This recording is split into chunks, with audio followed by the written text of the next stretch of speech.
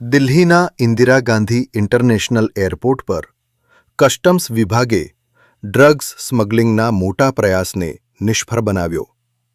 ક્વાલાલંપુરથી આવેલા બે મુસાફરો પાસેથી 15.38 કિલોગ્રામ શંકાસ્પદ હાઇડ્રોપોનિક ગાંજો જપ્ત કરવામાં આવ્યો, જે બે નવા ગીઝરની અંદર અત્યંત ચાલાકીથી છુપાવવામાં આવ્યો હતો.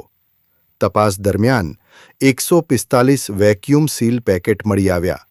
આ જપ્ત કરાયેલા માદક પદાર્થની આંતરરાષ્ટ્રીય બજારમાં અંદાજિત કિંમત 5.38 કરોડ રૂપિયા હોવાનું સામે આવ્યું છે.